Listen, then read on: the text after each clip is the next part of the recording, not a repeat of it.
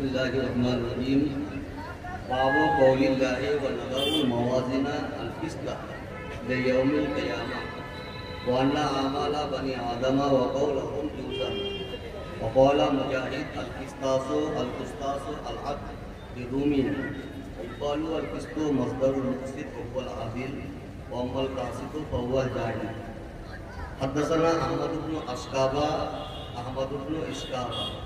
قال حدثنا محمد بن فضيل عن عمارة بن القعقاع عن ابي زرعة عن ابي هريرة رضي الله عنه قال النبي صلى الله عليه وسلم كلمتان حبيبتان الى الرحمن خفيفتان على اللسان ثقيلتان في الميزان سبحان الله بحمده سبحان الله العظيم. یہ صحیح البخاری کا پورا نام الجامع المسند الصحیح المختصر من امور رسول اللہ صلی اللہ علیہ وسلم و سننہ و ایامہ. ان کے مؤلف محمد بن اسماعیل البخاری جو بہت بڑے محدث تھے، یہ اتنے ذہین تھے کہ بچپن میں 70,000 احادیث نبویہ انہوں نے یاد کر اس انداز سے یاد کر لی کہ جب ان کی شہرت ہونے لگی تو لوگوں نے کہا کہ کیا آپ کو 70,000 احادیث نبویہ یاد ہے؟ تو انہوں نے فرمایا صرف متن یاد نہیں ہے بلکہ پورے اسماء رجال اور پورے احوال کے ساتھ ان کو یاد ہے. ان کا نام کیا ہے، ان کی ولدیت کیا ہے، مسکن کیا ہے، جائے پیدائش کہاں ہے، جائے مکان، یعنی مکمل حالت ان کو یاد ہے. اسی سے اندازہ لگا سکتے ہیں آپ جو کتنے ذہین تھے. بچے کے ساتھ پڑھنے جاتے تھے تو بچے لوگ ان کے ساتھ ہی لکھ لیتے تھے. اساتذہ کرام جو پڑھاتے تھے وہ لکھ لیتے تھے بچے، یہ صرف سنتے تھے. اب بچے بولتے ہیں آپ ٹائم پاس کرتے ہیں، ٹائم ضائع کرتے ہیں، ہم لوگ لکھ لیتے ہیں، جب بعد میں بھول جائیں گے تو اس کو دیکھ کے یاد کر لیں گے. آپ اس کے خلاف کرتے ہیں، صرف سنتے ہیں. تو بولے آپ ایک ہفتہ میں جو آپ حدیث سنی آپ لوگوں نے تو آپ بتائیے. تو ان لوگوں نے جو حدیث یاد کی ایک ہفتہ میں، تو رجال میں غلطی، متن میں غلطی. انہوں نے کہا کہ آپ نے جو فلاں حدیث پڑھی ہے اس کا راوی یہ ہے، فلاں حدیث اس کا راوی یہ ہے. یعنی مکمل ایک ہفتہ میں جو اساتذہ نے پڑھائی ہے مکمل اس نے اصلاح کر دی. اس سے پتہ چلتا ہے کہ لکھنے کے بعد غلطی اور بغیر لکھ کے جو اصلاح کر رہے ہیں، اسی سے اس کا اندازہ لگا سکتے ہیں. امام بخاری علیہ رحمہ کی جب شہرت ہونے لگی آفاق میں تو 100 علماء حسد کی بنیاد پر، تنگ کرنے کی بنیاد پر 100 حدیث اسی میں ہے کہ 1000 حدیث تو متن کو رد بدل، یعنی اس حدیث کا راوی اس میں، اس راوی کا حدیث متن اس میں، یعنی مختلف کر کے ان کے پاس پیش کیا. یہ دیکھنے کے بعد انہوں نے فرمایا کہ یہ حدیث یہ ہے، یعنی تمہاری حدیث یہ ہے لیکن درست یہ ہے، تمہاری حدیث یہ ہے درست یہ ہے. یعنی مکمل 100 حدیث کی انہوں نے اصلاح فرما دی. اسی سے پتہ لگا سکتے ہیں کہ وہ کس قسم کے تھے. اس زمانے کے علماء نے فرمایا کہ فضل محمد علی العلماء، یعنی امام ان کا نام محمد بن اسماعیل بخاری ہے، تو فضل محمد علی العلماء کا فضل رجال علی النساء. امام محمد یعنی امام بخاری علیہ رحمہ کی فضیلت علماء میں ویسے ہی ہے جیسا مرد کی فضیلت عورت پر. الرجال قوامون علی النساء، تو ان کی فضیلت علماء میں اس طرح ہے. امام بخاری اس کے اہتمام کے ساتھ اس کتاب کی تعلیف فرمائی جو انہوں نے خود بیان فرمایا کہ میں ہر حدیث لکھنے سے پہلے ایک بار غسل کیا، 2 رکعت نماز پڑھی، تب ایک حدیث اس میں صحیح میں نے درج کیا. اب ایک بات یہ ہے کہ اس تعلیف میں ان کو ابھارا کس نے، یعنی کیوں اس کتاب کو لکھنے کی طرف یہ متوجہ ہوئی ہے. تو خود بتا رہے ہیں کہ میں حضور صلی اللہ علیہ وسلم کو خواب میں دیکھا اس حال میں کہ میرے ہاتھ میں پنکھا تھا، تو میں پنکھا جھیل رہا تھا. تو بعض موقعین سے ان کی تعبیر پوچھی کہ حضور اس کی تعبیر کیا ہو سکتی ہے. تو لوگوں نے فرمایا کہ آپ کس کو دور کریں گے، یعنی موضوعات کو آپ دور کریں گے، غلط حدیث کو آپ دور کریں گے، یعنی صحیح حدیث کو آپ لکھیں گے. انہوں انہوں نے کہا کہ اسی وقت میں شروع کر دیا۔ امام بخاری علیہ رضوان اتنے پرہیزگار، اتنے متقی، اتنے بڑے پایا کے عالم ہے کہ ان کا جب انتقال ہوا تو عبد الواحد ایک عالم ہے، انہوں نے فرمایا کہ میں حضور صلی اللہ علیہ وسلم کو صحابہ کی جماعت میں ایک جگہ دیکھا تھا کہ حضور صلی اللہ علیہ وسلم کسی کا انتظار فرما رہے ہیں، جیسے کہ لوگ اسٹینڈ میں پلیٹ فارم میں کسی کا انتظار ریسیو کرنے کے لیے، ویسا حضور انتظار کر رہے ہیں کسی کا۔ انہوں نے فرمایا کہ حضور ما وقوف ہوگا، یہ کیسا انتظار ہے، کس کا انتظار آپ کر رہے ہیں؟ حضور نے فرمایا کہ محمد ابن اسماعیل کا انتظار میں کر رہا ہوں۔ اب ایک خواب کی بات ہے، آپ جب بیدار ہوئی ہے تو چاروں طرف ان کی شہرت ہو گئی کہ امام بخاری علیہ رحمہ کا انتقال ہو گیا، تو انہوں نے ٹائم ملایا کہ جس وقت ان کا انتقال اسی وقت میں نے خواب میں حضور صلی اللہ علیہ وسلم کی زیارت کی، یعنی ان کے وصال کے وقت حضور صلی اللہ علیہ وسلم ان کو خوش آمد کرنے کے لیے تشریف لے آئے۔ اب لوگ تدفین کی بات ہے، لوگ مٹی دینے کے لیے آئے، مٹی دینے کے بجائے جیب میں مٹی بھر رہے ہیں، کیوں؟ وہ قبر کی مٹی اب خوشبو سے معطر ہو گئی۔ تو یہ ہے امام بخاری علیہ رضوان اپنی، انہوں نے فرمایا کہ میں 6 لاکھ احادیث نبویہ سے میں اس کی تخریج 16 سال کی مدت پر، اس میں مقررہ حدیث اگر ٹوٹل حدیث اگر لیا جائے تو 7275 مکمل، یعنی ایک حدیث کئی بار انہوں نے ذکر کیا، مختلف باب میں ذکر کیا، تو ٹوٹل مقرر حدیث کو اگر لیا جائے تو 7275 مقرر کو اگر چھوڑ دیا جائے تو تقریباً 4000 حدیث اس صحیح میں انہوں نے درج فرمایا۔ تو انہوں نے کتاب کی شروعات کی کتاب الوحی سے، بابو کیف کان رسول الوحی الی رسول اللہ صلی اللہ علیہ وسلم، کتاب الوحی سے انہوں نے کتاب کا آغاز فرمایا، کیونکہ وہی تکلیف کا دار و مدار وہی الہی ہے، حرمت و حلت کا دار و مدار وہی الہی ہے، اس لیے انہوں نے کتاب الوحی سے اس کتاب کا آغاز فرمایا۔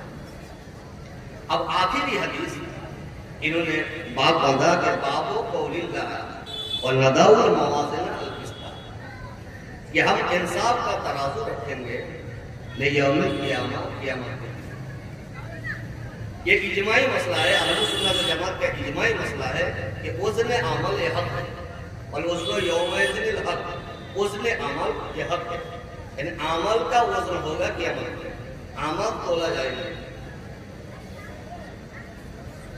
وَأَنَّ أَعْمَالَ بَنِي آدَمَ وَقَوْلَهُمْ، بنی آدم کے اعمال اور ان کے قول تولے جائیں گے۔ تو اس نسخہ میں قولہم واحد ہے، لیکن اسی نسخہ میں اقوال ہے۔ تو یہ اجماعی مسئلہ ہے کہ وزن عمل حق ہے۔ اب وزن عمل کی کیفیت، اس میں 3 احتمالات ہیں۔ ایک قول یہ کہ عامل کو تولا جائے گا عمل کے ساتھ، جو عامل ہے، عمل کرنے والا ہے، عمل کے ساتھ اس کو تولا جائے گا۔ اور ایک یہ ہے کہ عارض کو تولا جائے گا، اور ایک ہے صحیفہ عمل کو تولا جائے گا، یعنی جس میں لکھا ہوا ہے عمل اس کو تولا جائے گا۔ یہ جو 3 احتمال ہے، یہ تینوں عقلاً اور نقلاً جائز و درست ہے۔ جیسا کہ آپ خود ملاحظہ کر سکتے ہیں کہ ٹرک میں مال ہے، اب اس کا وزن ہوتا ہے تو ٹرک کا وزن کتنا ہے، مال کا وزن کتنا ہے، الگ الگ ہو جاتا ہے اس دنیا میں۔ دوسری بات، ESG میں ماں کے پیٹ میں بچہ ہے تو ماں کا وزن کتنا ہے، بچہ کا، بیبی کا وزن کتنا ہے، اس کا بھی فرق ہو جاتا ہے۔ تو ہمارے یہاں وزن عمل یہ فرق ہے۔ آپ اس کی کیفیت کیا ہے؟ تو کہتے ہیں کہ وزن عمل سے صحیفہ عمل، یعنی جس میں عمل لکھے ہوئے ہیں وہ تولے جائیں گے، یہ قول ہے۔ اور دوسرا قول ہے کہ عمل کو اللہ تعالیٰ اجسام سے بدل دے گا، جو عمل ہے اجسام سے بدل دے گا، وہ اجسام تولے جائیں گے۔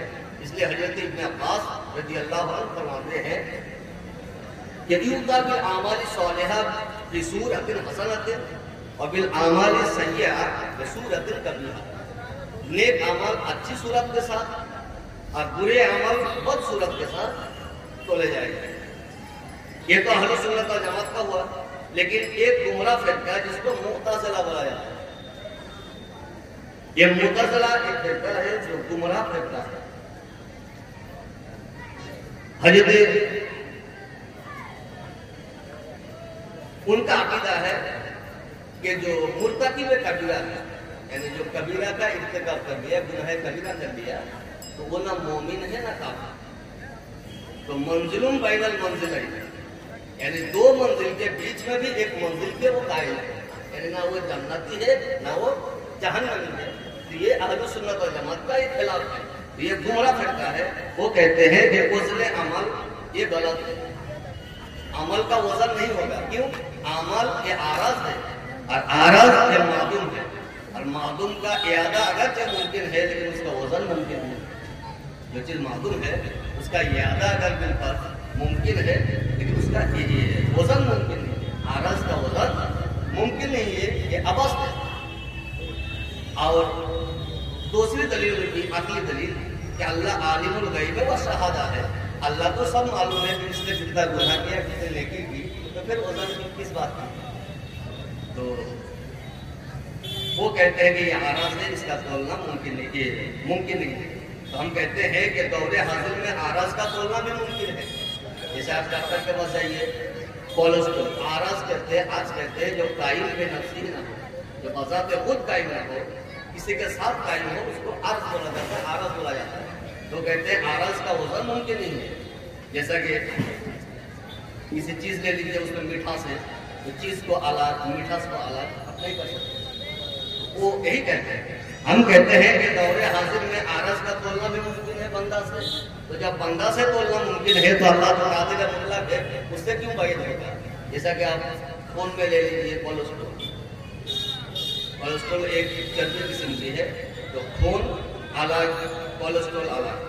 ہیموگلوبن لے لیجیے، وہ بھی خونی میں ہوتا ہے، تو خون الگ، ہیموگلوبن الگ، بیلوروبن الگ، بلڈ الگ.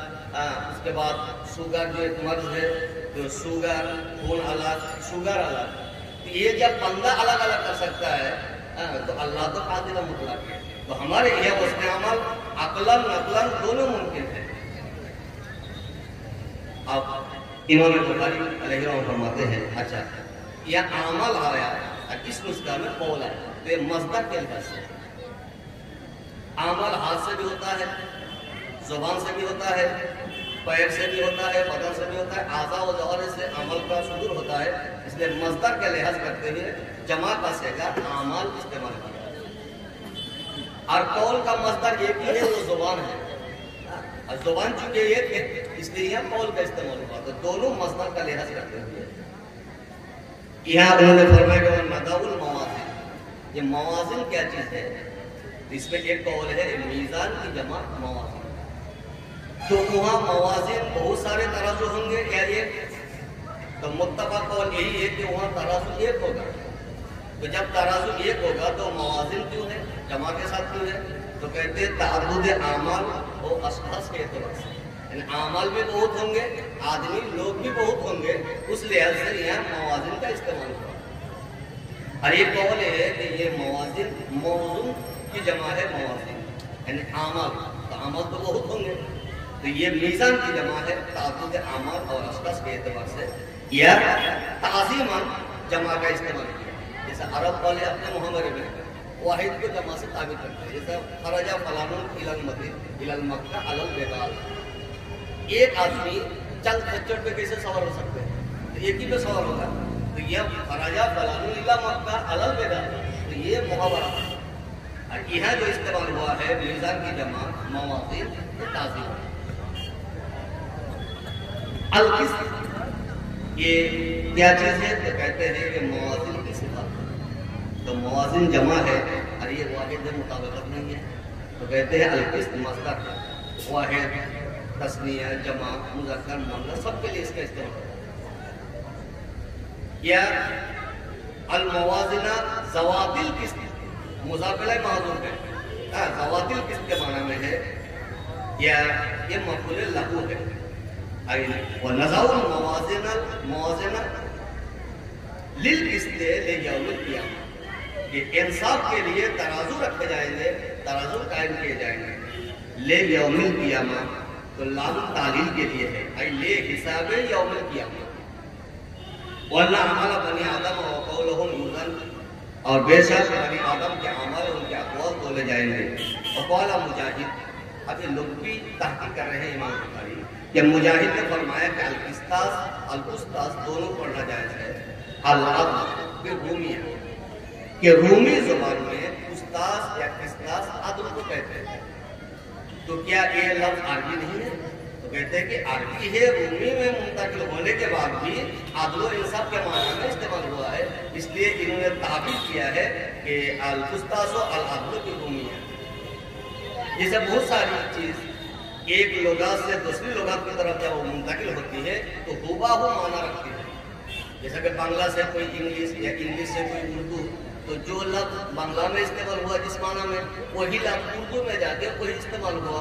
या इंग्लिश में, जैसे इंग्लिश ले लीजिए कि अपने मुहावरा में जिस माना वो रखती है जुबान, तो बांग्ला में भी हाँ, तो इसी तरह ये अरबी है, लेकिन रूम में जब ये इस्तेमाल हुआ, रूमी लुगात में, तो ये भी अदल व इंसाफ के माना में इस्तेमाल हुआ है। वही कहते हैं कि रूमी है। इक़बाल अल-किस्त मस्दरुल मुक़सिद, और ये भी कहा गया कि किस्त मुक़सिद का मस्दर वहुवा अल-आदिल, और मुक़सिद का माना होता है आदिल। वअम्मल कासिद फहुवल जायज़, लेकिन कासिद का माना जायज़ है। तो ये अगर मस्दर है मुक़सिद मुक़सिद का, तो मुक़सिद का माना जब आदिल है तो कासिद का माना भी आदिल होना चाहिए। तो सही कौल ये है कि अल-किस्त ये आसमाए अज़दाद में से, कुरान में इंसाफ के माना में भी इस्तेमाल हुआ है और जुल्म के माना में भी इस्तेमाल हुआ है। जैसे वअम्मल कासिदून फसादु लिजहन्नम अतबा, यह जुल्म के माना में इस्तेमाल हुआ है। और अक्सर जगह किस अदल व इंसाफ के माना में भी इस्तेमाल हुआ। तो आसमाए अज़दाद में से इसका दोनों माना है, इंसाफ भी है और जुल्म भी है। तो ये कहते हैं कि अल-किस्त मस्दरुल मुक़सिद, मुक़सिद का मस्दर है, वहुवल आदिल, और मुक़सिद का माना आदिल, लेकिन कासिद वहुवल जायज़, लेकिन कासिद का माना जायज़। कैसे हो गया?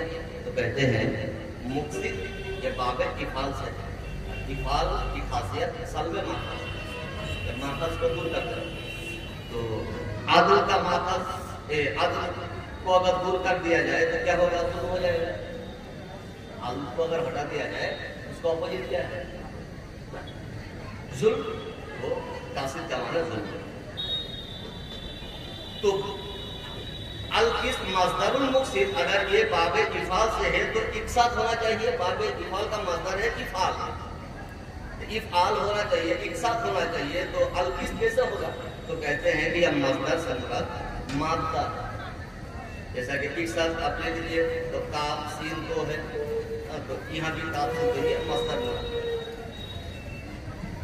इमाम बुखारी फरमाते हैं कि हमें अहमद इब्न अशरफ ने हदीस बयान की, उन्होंने फरमाया कि हमें मोहम्मद इब्न फुज़ैल ने हदीस बयान की, वो उमर बिन काका से, वो अबी ज़ुरआ से, वो अबी हुरैरा रज़ियल्लाहु अन्हु से। कौल नबी सल्लल्लाहु अलैहि वसल्लम, नबी सल्लल्लाहु अलैहि वसल्लम ने इरशाद फरमाया कि कलेमा का, तो यह कलेमा से कलाम हो, दो कलाम हबीबातान, ये महबूब है इला रहमान, अल्लाह के यहाँ महबूब है। तो हबीबातान, हबीब फ़ाइल के वज़न पर मफ़ूल के माना में, फ़ाइल कभी कभी मफ़ूल के माना में भी होता है। तो हबीबातान यानी इसका काइल महबूब है अल्लाह के, इसका कहने वाला महबूब है अल्लाह के। खफीफतान अला लिसान, जो बोलने में तलाफ़ुज़ में हल्के, यानी कलमा तो ऐसे हैं जो बोलने में हल्के हैं। सकीलतान फिल मीज़ान, जो मीज़ान में बहुत भारी है। तो यह भारी सिक्ल अलल लिसान नहीं है, बल्कि सिक्ल अलल मीज़ान है। एक लफ्ज़ जो सिक्ल अलल लिसान है, जो बोलने में दुश्वार है, तो गैर फसी है, जैसा कि मुस्तज़िरात वगैरह।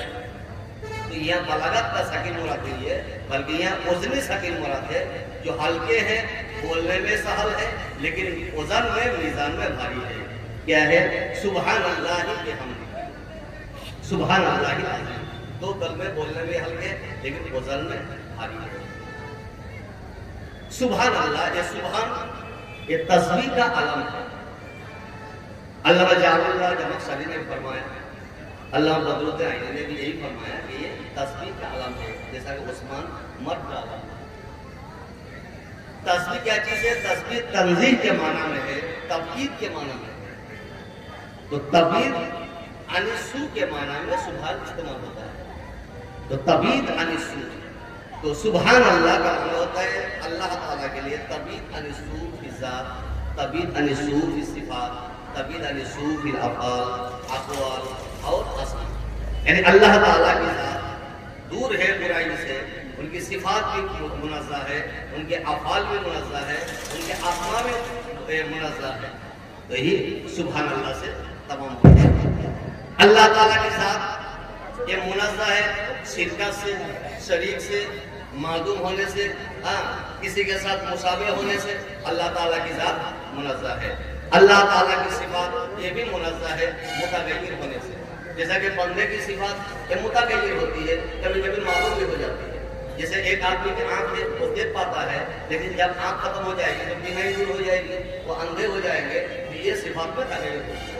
ایک آدمی کا ہاتھ ہے بیچارہ کام کر رہا ہے، وہ فاعل ہے یا اس کو فعال مان لیجیے ہمارا، لیکن اس کا ہاتھ جب ختم ہو جائے گا تو کام سے معذور ہو جائے گا۔ اب پیر ہے وہ چل سکتا ہے، چلنے کی قدرت رکھتا ہے، چلنے پر قادر ہے، لیکن پیر جب وہ ختم ہو جائے گا تو چلنے سے معذور ہو جائے گا۔ اس کی صفات میں تغیر ہے، لیکن اللہ تعالیٰ کی صفات ایسا نہیں ہے، بلکہ وہ ازلی ابدی ہے، ہمیشہ ایک ہی ہے۔ ہم دیکھیں گے تب ناظر ہے یا رائن ہے، دیکھنے والا ہے، لیکن اللہ ہمیشہ اللہ کی ذات، اللہ کی صفات، اللہ کے افعال بھی غیر کا محتاج نہیں ہے۔ ہمارا فعل غیر کا محتاج ہے، لیکن اللہ تعالیٰ کا فعل غیر کا محتاج نہیں ہے، کیونکہ اللہ تعالیٰ کے فعل کے لیے علت گائی نہیں ہے۔ بندے کا جو افعال، بندے کے جو افعال ہے اس کے لیے علت گائی ہے۔ جیسے کہ آپ ایک دکان کھول دیجیے، اسی امید سے آپ دکان کھولیں گے کہ خریدار آئیں گے، لین دین زیادہ کریں گے تو ہمیں نفع ہوگا۔ ہم محنت کر رہے ہیں تو لوگ ہم کو بلائیں گے، ہم ایک کام کر رہے ہیں تو ہم کو بلائیں گے، شہرت ہوں گے، تو یہ علت گائی ہے۔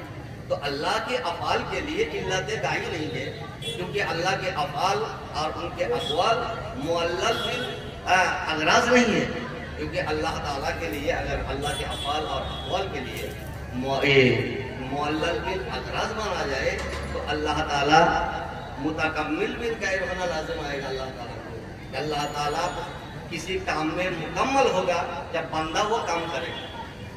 بندہ کے لیے دو کام ہے، ایک امتثال اوامر اور ایک اجتناب نواہی۔ تکلیف یہی دو چیز ہے کہ بندہ یا تو کسی کام کو کرے یا بندہ کسی کام کو چھوڑے۔ نماز پڑھے، چگلی غیبت کو چھوڑے، روزہ رکھے، جھوٹ کو چھوڑے، تو شریعت سے جو حکم ہے بندے کو دو ہی حکم ہے، ایک امتثال اوامر کو بجا لانا ہے اور اجتناب نواہی منہیت سے اپنے کو بچانا ہے۔ تو اجتناب نواہی ہو یا امتثال اوامر ہو، اللہ کسی کا محتاج نہیں ہے کہ بندہ کوئی کام کرے گا تو اللہ کو فائدہ ہوگا، یا بندہ کوئی کام نہیں کرے گا تو اللہ کو نقصان ہوگا۔ یہ ایسا نہیں ہے، یہ بندہ کے لیے ہے کہ ہم دکان ہم نے کھلی ہے، لوگ آئیں گے تو ہمارا فائدہ ہوگا، نہیں آئیں گے تو ہمارا نقصان ہوگا، لیکن اللہ تعالیٰ کے لیے نہیں۔ تو اللہ تعالیٰ کے افعال بھی تبعید عن السوء، یعنی وہ منزہ ہے، وَبِحَمْدِهِ سبحان اللہ العظیم۔ تو یہ جو واو ہے، تو یہ واو کیا چیز ہے؟ تو کہتے ہیں یہ واو حال کے لیے ہے۔ تو حال کا مطلب کیا ہوگا کہ احمد اللہ متلبسا بحمد لہ من ازال توفیقہ لی للتسبیح ونحوہ، کہ اللہ تعالیٰ کی میں حمد بیان کرتا ہوں۔ اور ایک قول ہے کہ جو واو جو ہے یہ عطف کے لیے ہے، تو واو حالیہ بھی ہے اور یہ واو عطف کے لیے ہے۔ تو اللہ تعالیٰ منزہ ہے تمام نقائص سے، تمام عیوب سے، تمام کمی سے، اور اللہ تعالیٰ کی ہم تو یہاں تسبیح کو مقدم کیا اور تحمید کو مؤخر کیا۔ تو تسبیح جو ہے یہ صفات سلبیہ پر دلالت کرتا ہے۔ صفات سلبیہ یعنی پہلے سلب کرو، پہلے دور کرو، جیسا کہ لا الہ الا اللہ، پہلے معبودان باطلہ کو دور کرو، الا اللہ، اس کے بعد اللہ تعالیٰ کو ثابت کرو۔ الہ حق کو ثابت کرنے کے لیے معبودان باطلہ کو باطل کرنا پڑتا ہے پہلے. تو لا الہ الا اللہ، اس کے بعد لا الہ، اس کے بعد الا اللہ. تو یہ صفات سلبیہ ہے کہ اللہ تعالیٰ کو پہلے اللہ تعالیٰ کی تنزیہ بیان کیا جائے، اس کی تسبیح بیان کی جائے، اس کے بعد اللہ تعالیٰ کے لیے ثابت کیا جائے، ہم ثابت کیا جائے. تو اللہ تعالیٰ کی ذات کہ اللہ تعالیٰ ازلی آبادی ہے، پہلے اس کو ثابت کیا جائے. اللہ تعالیٰ جہل سے پاک ہے، وہ قادر مطلق ہے.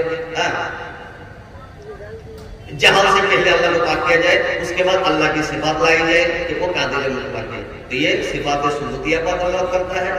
اور تحمید صفات سلبیہ پر صفات تسبیح صفات ثبوتیہ سلبیہ پر دلالت کرتا ہے، اور تحمید صفات ثبوتیہ پر دلالت کرتا ہے. اور دنیا میں آپ دیکھیے گا کسی چیز کو آپ پینٹنگ کریں گے، رنگ کریں گے، تو پہلے زنگ کو ہٹایا جاتا ہے. پہلے آپ زنگ کو ہٹائیے، اس کے بعد رنگ چڑھائیے. تو وہ زیادہ مضبوط ہوتا ہے. تو پہلے آپ معبودان باطلہ کو اللہ تعالیٰ کی تنزیہ بیان کیجیے، تسبیح بیان کیجیے، اس کے بعد اللہ تعالیٰ کی صفات کا اقرار کیجیے. یہ صفات سلبیہ ہے اور تحمید صفات ثبوتیہ ہے. سبحان اللہ العظیم. اور یہ تکرار کے ساتھ ہے کہ اللہ تعالیٰ مطلقاً منزہ ہے النقائص اور العیوب سے. امام بخاری علیہ رضوان آخری کتاب وزن اعمال سے انہوں نے ختم کیا ہے.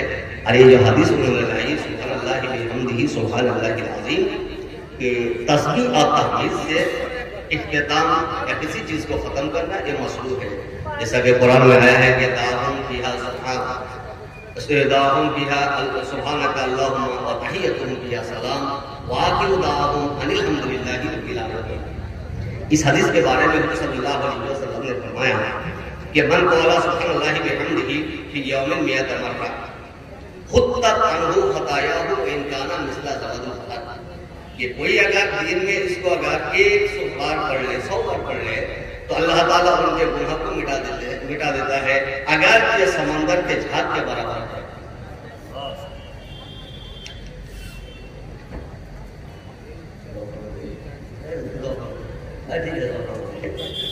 ٹھیک ہے تو صدر سردار. اچھا تو ٹھیک ہے، اب دعا کر لیجیے. دعا کر لیجیے. اچھا ٹھیک ہے، اب دعا کر لیجیے. ٹھیک ہے، میرا لڑکا ہے.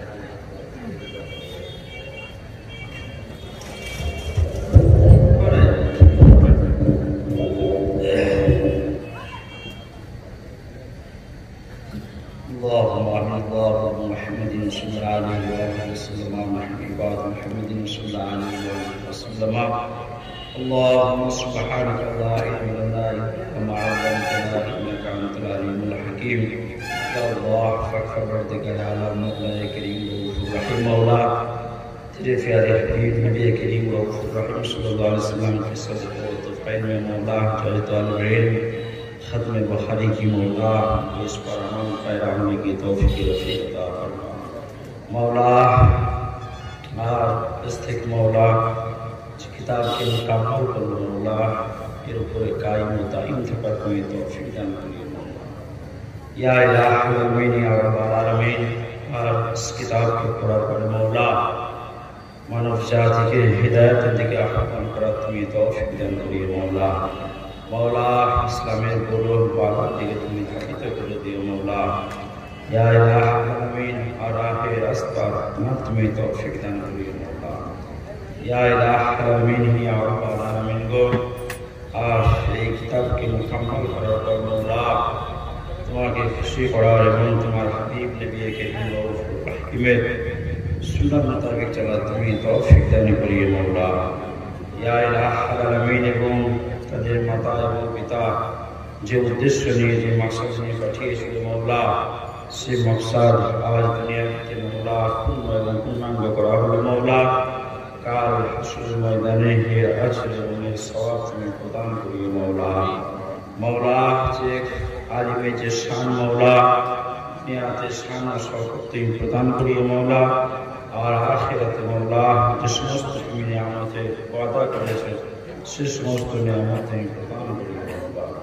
خدایا بحقی بنی فاطمہ و قول امام خاتمہ اگر دوا تمت کنی اور قبول منوت دامن آل رسول یا الہ العالمین یا رب العالمین آرت جامعہ نشو براوت مولا آج مادر علمی تو مولا علم پیرا مکمل کر مولا انن مجائے تے کیے کارکنوں ایک لو پڑے تعلیم دے اور تمہیں توفیق دین کریے مولا ادھر کو تمہیں عالم بنانا تمہیں توفیق دین کریے مولا من جامعہ نشو براوت فضل مولا جامعہ نشو براوت کیا تمہیں ترقی دین کرو قال الله تبارك وتعالى في شأن حبيبه المصطفى إن الله وملائكته يصلون على النبي يا أيها الذين آمنوا صلوا عليه وسلموا تسليما اللهم صل على سيدنا مولانا محمد طب القلوب ودوائها